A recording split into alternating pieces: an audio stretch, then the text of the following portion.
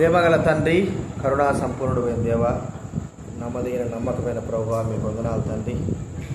ఈ సమయంలో ప్రభువా, మిమ్మల్ని స్థుతించి గణపరిచేటువంటి ఆధిక్యతను దౌర్భాగ్యమైన మాకు అనుగ్రహించేందుకు మీకు స్తోత్రాలు చెల్లిస్తా ఉన్నా. మీ వాక్యం ద్వారా ప్రభువా మాతో మాట్లాడి ఈరోజు ప్రార్థన కొరకై మేము ప్రభా సిద్ధపడే వారంగా మమ్మల్ని చేయవలసిన మనం చేస్తుంటున్నాం తండ్రి. మీ వాక్యం మా పాదాలకు మా పాదాల దీపం, మా త్రోకు వెలుగుని మీరు సెలవిస్తూ వచ్చారు కాబట్టి తండ్రి, వాక్యమే మాకు ఆధారం.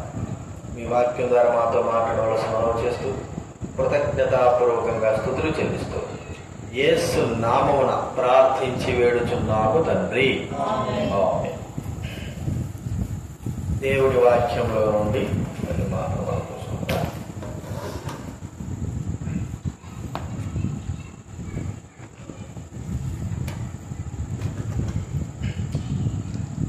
దానియేలు గ్రంథం 6వ అధ్యాయం. దానియేలు గ్రంథం 6వ అధ్యాయం. 6వ అధ్యాయము 7వ వచనం మనం అందరం కూడా కలిసి చదువుకుందాం. దానియేలు గ్రంథం 6వ అధ్యాయము 7వ వచనం. దైవ గ్రంథం ఉన్న వాళ్ళందరూ అందరూ కూడా చదువుకుందాం. రాజ్యపు ప్రధానులను, సేనాధిపతులను, అధిపతులను, మంత్రులను, సంస్థానాధిపతులను అందరూ కూడి రాజుకు ఖండితమైన చట్టం స్థిరపరిచి దానిని శాసనముగా చాటింపజేయనట్లు యోచన చేసిరి. ఎట్లనగా 30 దినముల వరకు నీ యొద్ద తప్ప మరి ఏ దేవుని యొద్దనైనను మానవుని యొద్దనైనను ఎవడనూ ఏ మనవియు చేయకూడదు. ఎవడైనను చేసిన వాడు సింహల గుహలో పడద్రోయబడును. రాజా ఈ ప్రకారం రాజు శాసనం ఒకటి పుట్టించి. ఇక్కడ మరి తర్వాత 88వ కీర్తన గ్రంథం. కీర్తన గ్రంథం 88. కీర్తనలు 88 13వ వచనం. 88వ అధ్యాయము 13వ వచనం మనం అందరం కూడా చదువుకుందాం. కీర్తన గ్రంథం 88. యెహోవా, నేను నీతోనే మనవి చేయుచున్నాను, ఉదయమున నా ప్రార్థన నిన్ను ఎదుర్కొను. ఇక్కడ మరి యెజ్రాహీయుడైన హేమాను రచించిన గ్రంథం, కోరాహ కుమారుడు. దేవా, నేను నీతోనే మనవి చేస్తుంటున్నాను, ఇంకెవరితో మనవుగా, దేవునితోనే మనం. అంటే మనవులు ఆ దినాల్లో మన బాగా తెలుసు, అధికారమైన వారి దగ్గరికి పేదలైన వారు, కష్టాలు ఉన్నవారు, శ్రమలు ఉన్నవారు, సమస్యలు ఉన్నవారు, భూముల తగాదాలు, అన్నదముల తగాదాలు, ఇంకా ఏదైనా సమస్యలు వారికి కలిగితే లోకంలో రాజు దగ్గరికి వెళ్ళి మనవి చేసుకునేవారు. కాబట్టి కొంతమందికి న్యాయం జరిగేది, కొంతమందికి న్యాయం జరగకపోవచ్చు. దానిల గ్రంథంలో చూస్తే మరి అక్కడ ఆ యొక్క మాదీయులైన వారందరూ కూడా, బబులోనీలందరూ కూడా ఆలోచన చేసి 1 నెల దినం వరకు మాత్రం నీ దగ్గర తప్ప ఏ మానవుడైనా సరే దేవుని దగ్గర కానీ ఏ మనుషుల దగ్గర కానీ వెళ్ళి మనవి చేయకూడదు. ఒకవేళ అలాగా చేశాడా ఆ వ్యక్తి సింహాల బోల్లో త్రోయబడాలా అని ఒక చట్టం పుట్టించాలి రాజా అని మనవి చేశారు. అదే నెరవేరింది. మరి ప్రజలందరూ కూడా అలాంటి రాజు దగ్గర వెళ్ళి మనవి చేస్తూ ఉంటున్నారు, మాకు ఈ సమస్య ఆ సమస్య. అయితే ఇక్కడ దానియేలు విషయంలో గమనిస్తే దానియేలు ఎవరికి మనవి చేస్తున్నాడంటే పరలోకపు దేవుడికి. ఇక్కడ చెప్పబడిన మాట, యెహోవా, నేను నీతోనే మనవి చేయుచున్నాను. మనుషులతో కాదు. చాలా మంది మనుషులు రాజు దగ్గరకు వచ్చి మనవులు చేసిన వారు ఉన్నారు. వారు ఒక్కొక్క సమస్య కొరకు ఒక్కొక్క దాని విషయమై మనవి చేస్తూ ఉన్నారు. ఆ మనవిని రాజు విన్నాడు. రాజులైన వారు వారి మనవిని అంగీకరించినప్పుడు మా పరలోకపు తండ్రి, పరలోకపు న్యాయాధిపతి, పరలోకపు దేవుడు మనకు న్యాయం తీర్చడా, మన మనవి వినడా? ఖచ్చితంగా వింటాడు. భూలోక సంబంధంగా ప్రతి వ్యక్తి ఆయా మనవులు వారి యొక్క మనవులను మరి రాజులకు తెలియజెప్పినప్పుడు పరలోక సంబంధమైన తండ్రి మన మనవి అంగీకరించడమే కాకుండా ఆ మనవికి మరి జవాబులను గ్రహించి వినడమే కాకుండా జవాబు ఇచ్చేవాడుగా చూస్తుంటున్నాం. కొంతమంది యొక్క మనవులు మనం చూద్దాం. చూడండి, 2వ రాజుల గ్రంథం 8వ అధ్యాయం. 2వ రాజుల గ్రంథం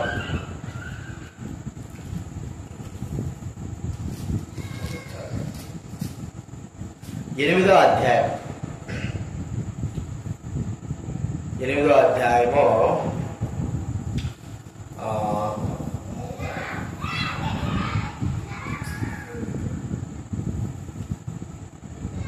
5వ వచనం చదువుకుందాం. 2వ రాజుల గ్రంథం 8వ అధ్యాయం 5వ వచనం. అతడు ఒక మృతునికి ప్రాణము తిరిగి రప్పించిన సంగతి వాడు రాజులకు తెలియజెప్పుచుండగా ఎలీషా బ్రతికించిన బిడ్డ తల్లి తన ఇంటిని గూర్చి తన భూమిని గూర్చి రాజుతో మనవి చేయవచ్చెను. అంతట గెహాజీ, నా ఇల్లువాడా, నా ఇల్లుడైన రాజా, ఆ స్త్రీ ఇదే, మరియు ఎలీషా తిరిగి బ్రతికించిన ఈమె బిడ్డ వీడే అని చెప్పగా, ఇక్కడ శూన్యమీరాలు కదండి, 4వ అధ్యాయం మనం చూస్తే శూన్యమీరాలు ఎలీషాకు ఎంతో ఉపచారం చేసింది. ఎలీషాకు ఎన్నో విధాలుగా మరి అలా వచ్చినప్పుడల్లా ఆతిథ్యం ఇచ్చినటువంటి స్త్రీగా మనం చూస్తా ఉంటున్నాం. మరి ఎలీషా ద్వారానే దేవుడు ఆమెకు సెలవిచ్చాడమ్మా, నువ్వు వెళ్ళిపో, 7 సంవత్సరాలు మరి ఇక్కడ కరువు కలుగుతుంది ఈ దేశంలో, నువ్వు ఎక్కడికైనా వేరే దేశం వెళ్ళి సుఖంగా ఉండు, తర్వాత రావచ్చు లేపు అంటే ఆమె ఆ యొక్క దైవజనుడి యొక్క మాట విని వెళ్ళిపోయింది. 7 సంవత్సరాలు అయిపోయింది. 7 సంవత్సరాల లోపు అక్కడ ఉన్నటువంటి తన బంధువులు కానీ, కుటుంబస్తులు కానీ, లేకపోతే ఇరుగు పొరుగు వారు కానీ ఆమె భూమిని ఆక్రమించుకుని ఉన్నారు కదండి. 1 సంవత్సరం 2 సంవత్సరాలు మనం భూమి దగ్గర లేకపోతే చిన్నగా ఆ భూమిని అంతా జరుపుకొని ఏం చేస్తారు, ఇది మాదే అంటారు. అయితే ఇక్కడ మనం చూస్తా ఉంటే ఆమె 7 సంవత్సరాలు వెళ్ళిపోయిన తర్వాత తన భూమిని కొరకు, తన ఆస్తి కొరకు తిరిగి రాజుతో మనవి చేయడానికి వచ్చింది. రాజుతో అక్కడ మనం చెప్పడం మాట, భూమిని గురించి రాజుతో ఇంటిని, తన ఇల్లు కూడా ఆక్రమించేసుకున్నారు. ఇంటిని గురించి, భూమిని గురించి రాజుతో మనవి చేయడానికి వచ్చింది. చూడండి, వెంటనే ఆమె దేని కొరకైతే రాజు దగ్గరకు వచ్చి మనవి చేసిందో ఆ మనవి రాజు వినడమే కాకోకుండా తనకి ఏం చేశాడు, ఆ ఇక విధంగా జరిగేటట్లుగా చూడండి. రాజు ఆలోచన, రాజు ఆ స్త్రీని అడిగినప్పుడు ఆమె అతనితో సంగతి తెలియజెప్పాను. కాబట్టి రాజు ఆమె పక్షంగా ఒక అధిపతి నియమించి ఆమె సొత్తు యావత్తును, ఆమె దేశం విడిచినప్పటి నుండి నీటి వరకు భూమి ఫలించిన పంట యావత్తును ఆమెకు మరలా ఇమ్మని సెలవించాను. ఇక్కడ మరి ఆమె పోగొట్టుకున్నది ఈ లోక సంబంధమైనటువంటి ఆస్తులు కానీ, మరి ధనము కానీ, లేకపోతే భూములు కానీ ఏదైనా పోగొట్టుకున్నప్పుడు వాటిని గురించి రాజుతో మనవి చేయడానికి వస్తే, మరి మనం చూస్తే ఏదైనా మన ఇంట్లో దొంగతనం జరిగింది అనుకోండి, లేకపోతే ఏదైనా పరిస్థితి కనపడలేదు, వెంటనే పోలీసుకి వెళ్ళి మనం రిపోర్ట్ చేస్తాం. అయ్యా మా ఇంట్లో దొంగతనం జరిగింది, డబ్బు పోయింది, బంగారు పోయింది అంటాం. మరి సరేలే మేము వెతికి పెడతామంటారు. ఎట్లా ఒకవేళ వారికి దొరికితే వెంటనే వెతికి పట్టుకొని వారి ఆస్తిని మళ్ళా తిరిగి అప్పచెప్తారు. అంటే పోగొట్టుకునబడినది తిరిగి అధికారుల ద్వారా వచ్చినప్పుడు వారికి మనవి చేసుకుంటే ఆ కార్యం జరుగుతారు. మనవి చేసుకోకపోతే గమ్ముగా కాముగా ఏమీ అవసరం లేదనుకుంటే మనం అంతా కూడా పోగొట్టుకొని అంత వ్యర్థమైపోతాం. మనకు బాగా తెలుసు. ఇక్కడ మనం చూస్తా ఉంటే శూన్యమీరాలు తన ఇంటిని గురించి, తన కుటుంబాన్ని గురించి తాను ఏదైతే పోగొట్టుకున్నదో రాజు దగ్గర మనవి చేస్తే రాజు అంగీకరించినట్లుగా మన విషయంలో గమనిస్తే సంఘంలో మనం ఏమైతే పోగొట్టుకున్నామో ఆత్మీయ జీవితంలో, ఆత్మీయంగా సంఘంలో మరి సంతోషం కానీ, ఆనందం కానీ, మరి ఆ ఆత్మ సంబంధమైన వాటిని ఏదైతే పోగొట్టుకున్నామో తిరిగి వాటిని అనుగ్రహించమని మనం ప్రార్థన చేయాలి. పోగొట్టుకునబడినది తిరిగి లభించినట్లు దావీదు మహారాజు మనం చూస్తా ఉంటే తన భార్యలు, మరి పిల్లలు, ఆ కుటుంబము, వారి యొక్క బంధువులందరూ కూడా అమాలీకులైన వారు చెరగొని తీసుకోపోయినారు. వారు తీసుకుపోయినప్పుడు దావీదు దేవుని దగ్గర మనవి చేస్తున్నాడు, అయ్యా నేను పోయి వాళ్ళని కలిస్తే పట్టుకుంటే అప్పగిస్తావా? అప్పగిస్తాను ఎప్పుడు అన్నాడు. అక్కడ మాట రాయబడింది, దావీదు సమస్తమును సమకూర్చెను. సమస్తము చూడండి, 1 సమూయేలు గ్రంథం తాను ఏదైతే పోగొట్టుకున్నాడో దానిని మరి తిరిగి తెచ్చుకున్నవాడుగా మనం చూస్తూ ఉంటున్నాం. మొదటి సమూయేలు గ్రంథము 30వ అధ్యాయము 19వ వచనం చదువుదాం. మొదటి సమూయేలు గ్రంథం 30:19. అందరినీ ఒక ఎవరైనా చదివి. కుమారులేమి కుమార్తెలేమి చదవండి.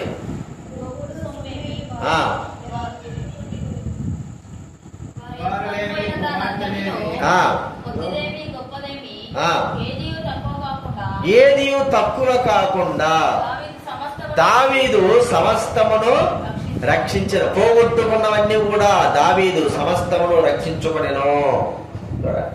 కాబట్టి ఇక్కడ మనం చూస్తూ ఉంటే దేవుడి దగ్గర ప్రార్థన చేసినప్పుడు దావీదు పోగొట్టుకున్నవన్నీ కూడా మరి ఎట్లాగైతే పొందినాడో మన జీవితంలో కూడా ఏదైతే మనము కోల్పోయినామో, దేన్నైతే మనం కోల్పోయి ఉంటున్నామో దానిని దేవుడు మనకు అనుగ్రహించేవాడుగా చూస్తుంటాం. దేని కోల్పోయినామా? డబ్బు కోల్పోయినామా? ఆస్తులు కోల్పోయినామా? ఈ భూలోక సంబంధమైనవి కాదు, పర సంబంధమైనటువంటి ఆత్మ సంబంధం మన జీవితంలో దేవునికి దగ్గరగా, దేవునికి ఉన్నటువంటి, మనకు దేవుడికి ఉన్నటువంటి ఆ సంబంధంలో ఎక్కడైతే కోల్పోయినామో దాన్ని దేవుడు మనకు తిరిగి అనుగ్రహించినట్టు మనం ప్రార్థన చేయాలి. ఒక దినాల ఆత్మ సంబంధంగా మనలో ఉన్నటువంటి ఆ సంతోషం కోల్పోయినామేమో, ఆత్మ సంబంధంగా ఉన్నటువంటి ఆనందాన్ని కోల్పోయినామేమో, ఆత్మ సంబంధంగా దేవునితో ఉన్నటువంటి మనకు సంబంధం, సహవాసాన్ని కోల్పోయినామేమో, మరి దేవునితో మనకు ఉన్నటువంటి అన్యోన్య సంబంధం కోల్పోయినామేమో, మరి దైవికంగా ఏదైతే మనం కోల్పోయి ఉంటున్నామో వాటిని దేవుడు ప్రభు అనుగ్రహించినట్లు ప్రభు దగ్గర మనం మనవి చేయాలి. నేను యెహోవా నీ యొద్దనే మనవి చేస్తుంటున్నాను తండ్రి, శూన్యమేదాలు పోగొట్టుకున్నది ఆ రాజు అనుగ్రహించాడు. అయితే ఆత్మ సంబంధంగా నేను పోగొట్టుకున్నవన్నీ కూడా మీరు మాకు అనుగ్రహించండి. దావీదు సమస్తం రక్షించుకున్నట్లుగా తిరిగి కొనుగొల్పబడిన వారమై ఆత్మీయంగా మేము పోగొట్టుకున్నవన్నీ కూడా మరి పొందినట్లు సహాయం చేయ ప్రభావం మనం ప్రార్థన చేయాలి. ఇది మొట్టమొదటి మనం చూస్తుంటున్నాం. మనవి చేసిన ఆ శూన్యమేదాలు తన మనవి అంగీకరింపబడింది. తాను దేని కొరకైతే మనవి చేసిందో అది ఆమెకు ఇవ్వబడింది. మనం కూడా మనం చేసేది భౌతిక సంబంధమైనది కాదు, కానీ ఆత్మ సంబంధమైన వాటిని మనం మనవి చేసి పోగొట్టుకున్నటువంటి ఆత్మ సంబంధమైనటువంటి అన్ని విషయాల్లో తిరిగి పొందినట్లు మనం ప్రార్థన చేయాలి. రెండోది మనం చూస్తా ఉంటే మొదటి రాజు 3వ అధ్యాయం, మొదటి రాజుల గ్రంథం 3వ అధ్యాయం. ఇక్కడ ఇద్దరు స్త్రీలు వస్తున్నారు సొలొమోను దగ్గరికి. మరి మనకు చూస్తా ఉంటారు 3వ అధ్యాయంలో 16-17 వచ్చారు చదవండి ఎవరైనా. తర్వాత వేశ్యలైన ఇద్దరు స్త్రీలు రాజు వద్దకు వచ్చి అతని ముందర నిలిచిరి. ఇట్లు మనవి చేసెను, నాగిలవాడా చిత్తగించుము,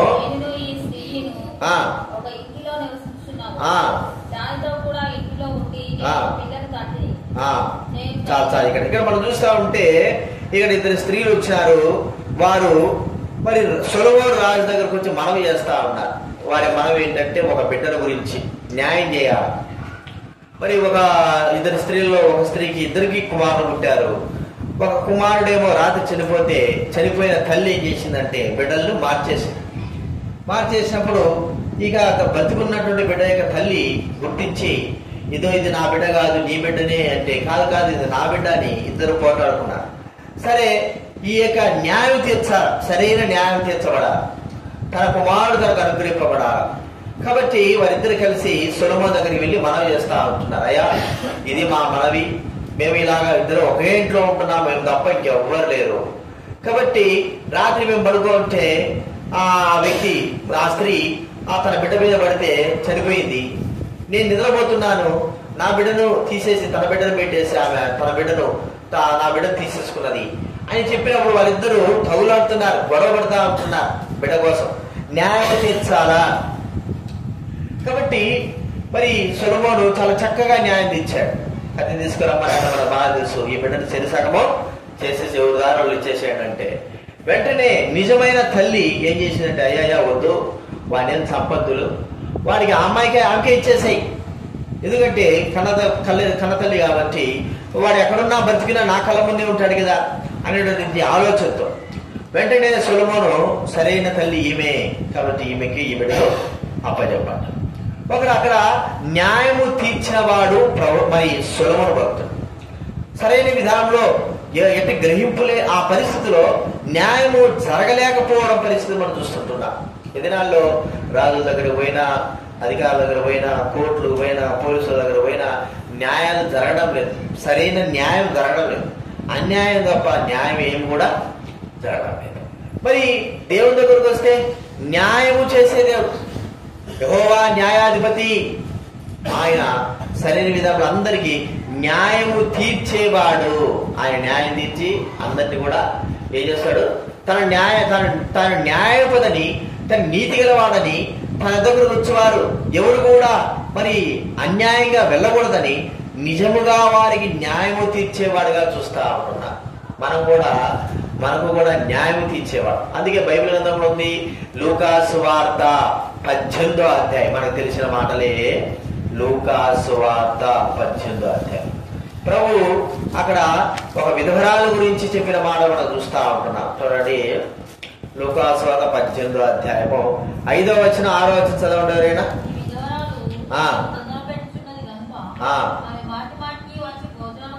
గోజాడకుండునట్లు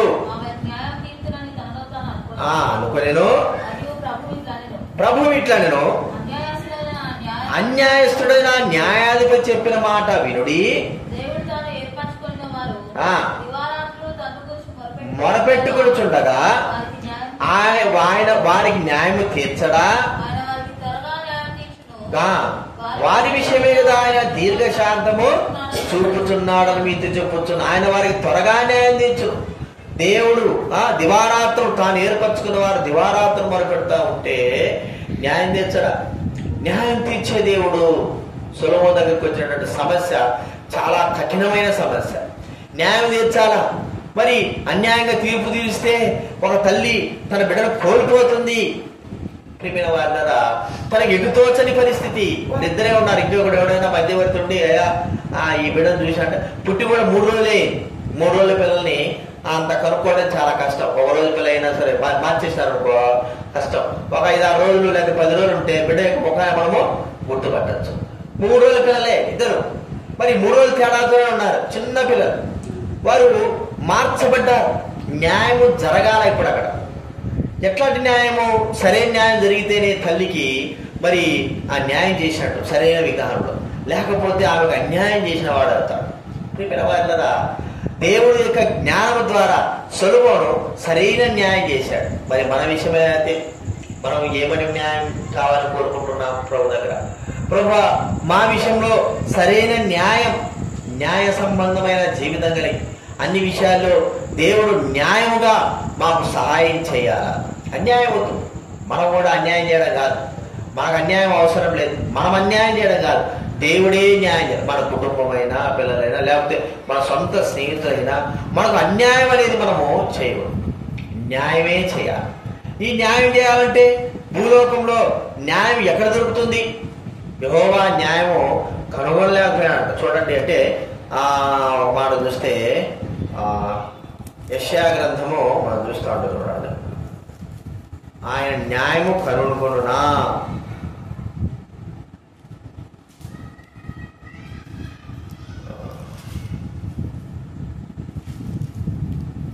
యెషయా గ్రంథము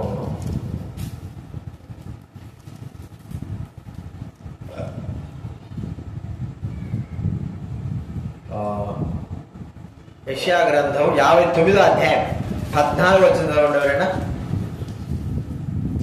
యెషయా గ్రంథం 59:14. న్యాయమునకు ఆటంకము కలుగుచున్నది. ఏంది? నీతి దూరం నిలుచుచున్నది.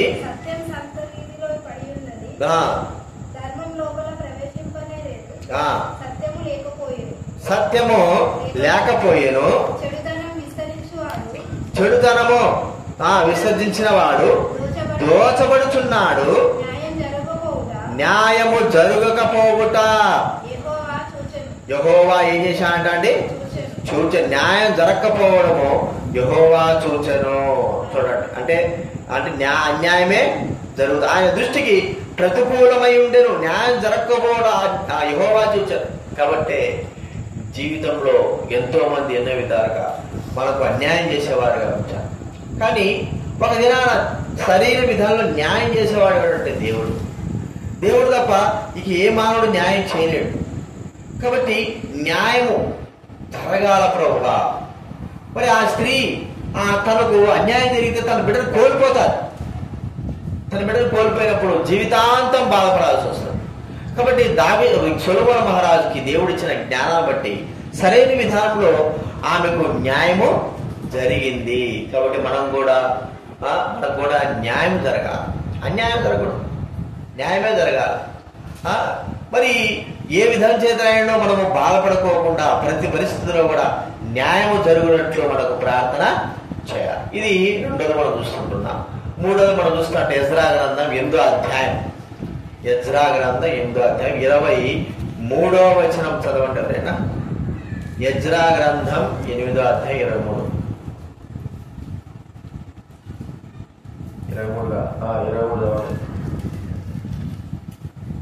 8:2 మేము ఉపవాసం ఉండి ఆ సంగతిని బట్టి మా దేవుని వేడుకొనగా ఆయన మా మనవి అంగీకరించెను. మనవి అంగీకరించాడు. ఇక్కడ మరి ఎజ్రా దేవుడి దగ్గర ఉపవాసం ఉండి ప్రార్థన చేశాడు. దేని కొరకే ప్రార్థన చేశాడు? మన బాగా తెలుసు. ఎజ్రా గ్రంథం, నెహెమ్యా గ్రంథం వీళ్ళిద్దరు కూడా ఒకరు దేవుని మందిరాన్ని కట్టడానికి కొరకై, ఒకరు దేవుని ప్రాకారాలు పట్టణం యొక్క ప్రాకారాలు కట్టడానికి కొరకై బబులోను నుంచి వచ్చిన వారుగా చూస్తూ ఉంటున్నాం. వారు పూనుకున్న పని దేవుని పని, మందిరం పని. మందిరం పనిలో ఎంతో మంది ఎన్నో విధాలుగా ఆటంకాలు చేసేవారుగా ఉంటారు. వారు చేయరు. మందిరము మరి పనిలో సిగ్గు అవమానము తెగియే ఉన్నట్టుగా పాకాలలో పడిపోతే ఎవరికి సిగ్గు, ఎవరికి అవమానం? ఆ దేశంలో నివసించేటువంటి ఆ ప్రజలైన వారికి. దేవుని మందిరమే పడిపోతే ఎవరికి సిగ్గు, ఎవరికి అవమానం? ఆ దేవుని పూజించేటువంటి వారికే అవమానం. కాబట్టి వారు కట్టడానికి కొరకై దేవుని ఆజ్ఞ ప్రకారంగా వెళ్ళి కడుతూ ఉన్నప్పుడు అనేకమైన వారు వచ్చి మరి ఎన్నో ఆటంకాలు చేస్తూ వచ్చారు. ఈ సందర్భంలో దేవుడి దగ్గర మనవి చేస్తున్నాడు. ఏమనంటే, ప్రభా మరి ఈ పరిస్థితిని ఒకసారి గుర్తించు ప్రభా. మాకు ఆటంకపరిచేవారు, దేవుని మందిర విషయమై కట్టకోకుండా ఆటంకపరిచేవారు అనేకమైన వారు ఉన్నారు. మాకు మీరు సహాయం చేయాలా? మేము వెళ్ళేటువంటి ఈ మార్గంలో ఆటంకాలే గాని సరైన మార్గం మాకు కనబడటం లేదు. దేవుని మందిరానికి కట్టాము అంటే మరి కట్టడామనే వాళ్ళు తక్కువే గాని వద్దు పడగొట్టబడాలనే వాళ్ళే అవసరం. పడగొట్టబడడం అని కాదు కానీ అలా కట్టకూడదనే వారు చాలా ఎక్కువ మంది ఉంటున్నారు. కాబట్టి ఇక్కడ చూస్తా ఉంటే ఎజ్రా యొక్క మనవి ఏంటంటే దేవుని మందిరం కట్టబడాల, దేవుడి యొక్క మహిమ తిరిగి రావాలా, పడగొట్టబడినటువంటి ఆ దేవాలయము తిరిగి నిలవబెట్టబడాల. దీని కొరకై ప్రార్థన చేశాడు. భౌతిక సంబంధమైనటువంటి దేవాలయము మరి కట్టబడడానికి కొరకై ఎజ్రా మనవి చేసినట్టుగా మనం చూస్తుంటున్నాం. ఇక్కడ మనం చూస్తా ఉంటే తనకు సహాయం కావాలా, దేవుడి హస్తం కావాలా, తోడుగా ఉండాలని ప్రార్థన చేస్తూ వచ్చాడు, మనం చేస్తూ వచ్చాడు. రాజు తనకు సహాయపడాలని. కాబట్టి ఆ యొక్క ప్రార్థన దేవుడు మనవి విన్నాడు. విని మరి ఎంతటి ఆటంకాలున్నా, ఏ పరిస్థితులున్నా కూడా మందిరము కట్టబడి పూర్తి చేయబడినట్లుగా మనం చూస్తూ ఉంటున్నాం. ప్రియమైన వాళ్ళరా, దేవుడి మందిరము కట్టబడడానికి కొరకై, దేవుడి మందిరం పడగొట్టబడినప్పుడు దాన్ని కట్టకోకుండా ఆపడానికి కొరకై పలు విధాలుగా శత్రువు యొక్క సమూహాలు ప్రజలలో ఉండి మరి కార్యం చేసేదిగా చూస్తూ ఉంటాం. వీటి నుండి విడిపించబడి దేవుని మందిరం కట్టబడాలి. మనకు బాగా తెలుసు, మనకు కూడా దేవుని మందిరం, మన హెబ్రోను మందిరం కట్టబడాలి. అది ఎలాగే ఉంటే మనకి ఎంత సిగ్గు, అవమానం. ఎవరైనా చూసినారు, ఏంద్రనా ఇట్టుంది ఈ మందిరం, చాలా చండగా ఉంది, ఇంత దరిద్రంగా ఉంది, ఒక మాట అంటారు. ఏమంటారు? మన బాగా తెలుసు, ఇల్లు చూసి ఇల్లాల్ని చూడాలన్నట్టు. అంటే ఇల్లు యొక్క మంచి శుభ్రతను చూసి, ఇంటి యొక్క స్థితిని చూసి ఇల్లాలు కూడా బాగానే ఉంటుందండి.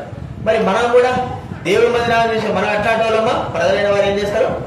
లెక్కేస్తారు. మరి వీళ్ళేంద్ర ఇట్టోడు అయిపోయినారు, ఇంత దరిద్రం బట్టి ఉండాలా అని ఆలోచిస్తారు. ఇలాంటి అవమానం మనకు కలగకూడదు. ఒకవేళ మనకు కలిగినా పర్వాలేదు, కానీ మన దేవుడికి అవమానం. వీళ్ళు ఇది కూడా కట్టుకోలేకపోతున్నారే, ఇది కూడా చేసుకోలేకపోతున్నారే, దేవుడి మందిరాన్ని కూడా శుభ్రపరచుకోలేని చేయలేని వారుగా ఉంటున్నారే. ఎంత అవమానం, ఎంత సిగ్గు ప్రియమైన వాళ్ళరా.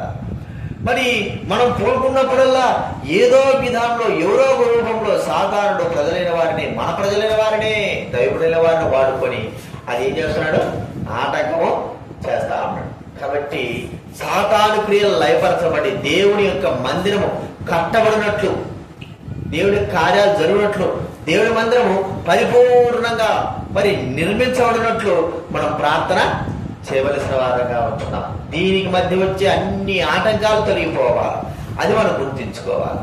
4వ మనం చూస్తా అంటే చూడండి, ఎస్తేరు గ్రంథం 5వ అధ్యాయం, ఎస్తేరు గ్రంథం 5వ అధ్యాయము 7వ వచనం దయచేసి చదవండి ఎవరైనా. ఎస్తేరు ఇలాగా ప్రత్యుత్తరం ఇచ్చెను, నా మనవి చొప్పునను నా కోరిక చొప్పున జరిగించుట రాజు తమకు అనుకూలమైతే చాలు. ఇక్కడ ఎస్తేరు యొక్క మనవి ఏమిటి? మనవి ఆమె హృదయంలో ఒకటి ఉంది. మరి హామాన్ అనే వ్యక్తి శత్రువు, యూదులకు శత్రువు. వాడు ఏం చేశాడంటే యూదులైన వారిని చంపాలని ఆలోచన చేశాడు. ఆమె దృష్టికి వచ్చేది ఇప్పుడు ఏమి చెయ్యాలన్నా కూడా రాజు దగ్గర ఉండి ఏదైనా మరి సహాయం చేయడానికి ఆమెకు మాత్రమే మరి అవకాశం ఉంది. ఇక ఎవరు కూడా అవకాశం, ఎందుకంటే అందరూ చంపబడడానికి కొరకై ఉన్నారు, ఇక ఎవరు కూడా అవకాశం లేదు. ఇప్పుడు కాబట్టి ఈమె రాజు దగ్గరికి వెళ్ళి మనవి చేస్తా ఉంది, శత్రువు యొక్క పై విజయం పొందాలి, తన దైవుడైన వారు, తన ప్రజలైన వారు విడిపింపబడాలి. ఇది ఆమె యొక్క మనవి. హామాను మరి చేసినటువంటి కుట్ర, హామాను చేసినటువంటి పరిస్థితి అంతా కూడా తిరగదిప్పబడి హామానే నశించబడినట్లు, తన ప్రజలైన వారు విడిపింపబడినట్లు, శత్రువైన వాడు నశింపబడినట్లు ఆమె వెళ్ళి రాజు దగ్గర మనం చేస్తుంది. ఇంకా ఆమె తప్ప ఇంకెవరు మనం చేయడానికి వెళ్ళలేదు. ఆమె తన ప్రజలైన వారి పట్ల వారి నిమిషమై ఆ మనవి చేసుకోవడానికి ఆమెకు అవకాశం ఉంది. కాబట్టి వెళ్ళింది, రాజు దగ్గరికి వెళ్ళింది, అహశ్వరోషురాజు దగ్గరికి వెళ్ళింది. అయ్యా ఈ మనవి చేస్తున్నానంటే చెప్పమ్మా. మరి ఆమె మాట ఇక్కడ మనం చూస్తా ఉంటే 7వ అధ్యాయం 3వ వచనం, 8వ అధ్యాయం 3వ వచనం కూడా మనం చూస్తే ఆమె మనవుల్లో మరి హామాను గురించి చెప్పబడింది. మా ఇక ప్రజలైన వారిని చంపడానికి, అన్యాయంగా చంపడానికి ఈ హామాను మరి కత్తిగట్టినాడు అని చెప్పినప్పుడు, తన గురించి మాట్లాడినప్పుడు, శత్రువు గురించి మాట్లాడినప్పుడు రాజు చాలా పాపం వచ్చేసి ఎవడన్నాడు అంటే ఇదో ఈ హామాని అన్నట్టుగానే శత్రువుపై విజయము ఎస్తేరు మరి సాధించింది. ఆమె కొరకై చేసిన ప్రార్థనలు కూడా మరి సహాయపడి ఆమెకు విజయం కలగజేస్తూ వచ్చింది. మరి శత్రువు ద్వారా నశించిపోకుండా ప్రజలైన వారందరూ, తన ప్రజలైన అందరూ కూడా, ఎవరు కూడా నశించిపోరు, అందరూ రక్షింపబడ్డారు, ఎవరు కూడా చంపబడరు, అందరూ కూడా బ్రతికింపబడ్డారు. వారందరూ కూడా బ్రతికింపబడినారు కాబట్టి వారిని బ్రతికింపబడడానికి కొరకే వారికి ప్రార్థన చేశారు. హామాను తెచ్చిపోయాడు. మన విషయమై కూడా ప్రార్థిద్దాం. సాతానుడైన వాడు ప్రజలైన వారిని, అనేకమైన వారిని వాడుకుంటున్నాడు. వారిని నశింపజేయాలని, వారిని నాశనం చేయాలని, నరకంలో పడద్రోయాలని, ప్రజలైన వారిని, లోకంలో ఉన్న వారినే కాదండి, మన కుటుంబస్తులైన వారిని కూడా, రక్షణ లేని వారిని, దేవుడికి దూరమైన వారిని అందరినీ కూడా వాడి వశం చేసుకొని వారందరూ కూడా నిత్య నరకాగ్ని యొక్క మార్గంలో నడిపిస్తున్నారు. ఇప్పుడు మన మనవి దేవుని దగ్గర నశించబోయేటువంటి మన దైవుడైన వారు, మన బిడ్డలైన వారు, మన కుటుంబస్తులైన వారు, మరి లోకంలో ఉన్న ప్రజలైన వారు వారి చెరలో నుండి విడిపింపబడి దేవుడు వారిని రక్షించినట్లు, నిత్య జీవానికి వారందరినీ వారసులుగా చేయనట్లు మనం ప్రార్థన చేయాలి. ఎస్తేరు ప్రార్థన ఫలించింది. హామాను చచ్చిపోయినాడు, తన ప్రజలైన వారందరూ కూడా బ్రతికింపబడ్డారు. మరి మన ప్రార్థన కూడా ఫలించేదిగా చూస్తుంటున్నాం. ప్రజలైన వారు రక్షింపబడాలి. సాతానిక ఊరిలో నుండి, సాతానిక తంత్రంలో నుండి బయటికి లాగబడాలి. మరి లోకంలో ఉన్న వారే కాదు, మన కుటుంబస్తులైన వారు కూడా, మన బిడ్డలైన వారు కూడా, మన బంధువులైన వారు కూడా, మన స్నేహితులైన వారు కూడా, వారు కూడా సాతానిక ఊరిలో నుండి లాగబడినట్లు కూడా, వారి చేతుల నుంచి లాగబడినట్లు మనం కూడా ప్రార్థన చేయాలి. శత్రువుపై విజయం జరిగించింది ఎస్తేరు ప్రార్థన ద్వారా. మనవి రాజు దగ్గర మనవి చేసింది, శత్రువుపై విజయము సాధించింది. అంత మాత్రంగా 5వదిగా చూస్తే మొదటి రాళ్ళ గ్రంథం 12వ అధ్యాయం, మొదటి రాళ్ళ గ్రంథం 12వ అధ్యాయం 3వ వచనం చదవటం చివరిగా చూసుకుని ముగించుకుందాం. మొదటి రాజులు 12వ అధ్యాయం 3వ వచనం.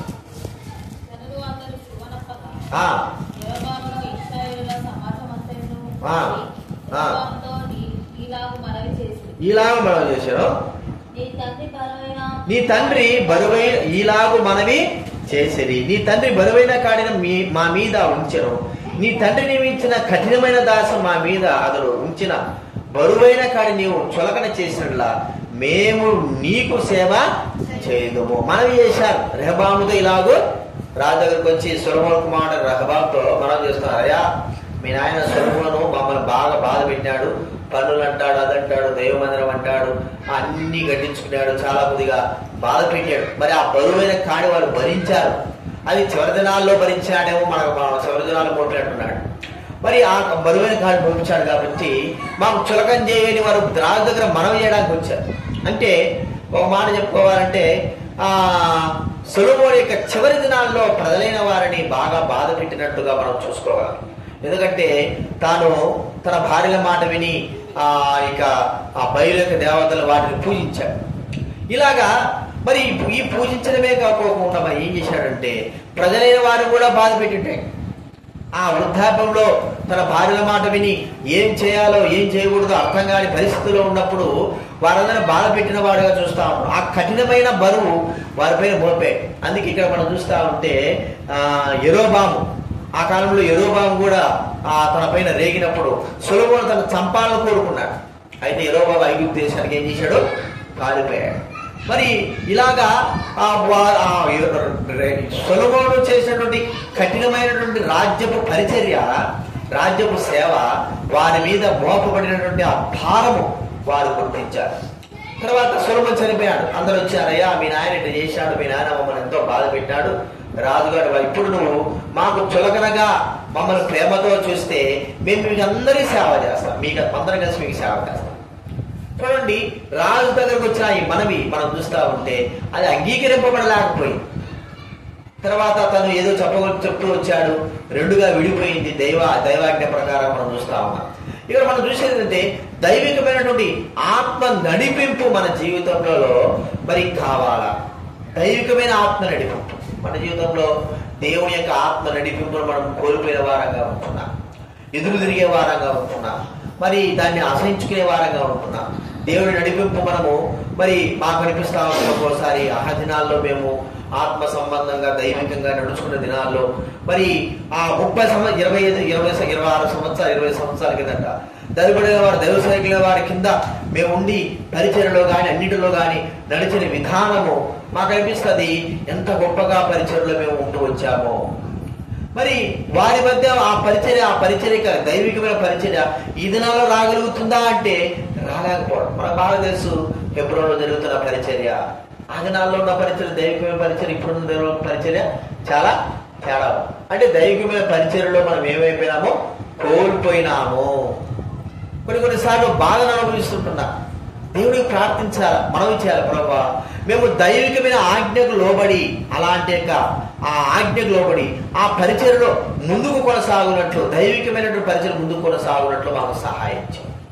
దైవికంగా మేము ఏదైతే మరి కోల్పోయినామో మరి ఆ అధికారం కింద ఆ యొక్క అధికారం కింద మేము కోల్పోయినామో వాటిని తిరిగి మాకు అనుగ్రహించు. భౌతిక సంబంధం కాదు, దైవికమైన ఆజ్ఞలు, దైవికమైన భయము, దైవికమైన సన్నిధి, ఆ దినాల్లో ఉన్నటువంటి ఆ సన్నిధి, ఆ భయము, ఆ సంతోషం, ఆ ఆనందము అది తిరిగి మాకు అనుగ్రహించు ప్రభువా అని మనం ప్రార్థన చేసుకోవాలి. కాబట్టి ఇశ్రాయేలు మనవి ఈ రెహబాము వినలేకపోయినాడు. అయితే మన మనవిని దేవుడు అనుగ్రహించేవాడుగా ఉంటున్నాడు. ప్రభువా మరి పడిపోయినటువంటి తిరిగి సమకూర్చు ప్రభువా.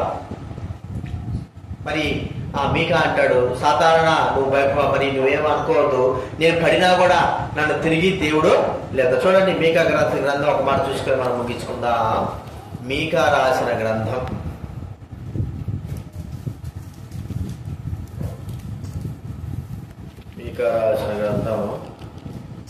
7వ అధ్యాయం 8వ వచనం చదవండి.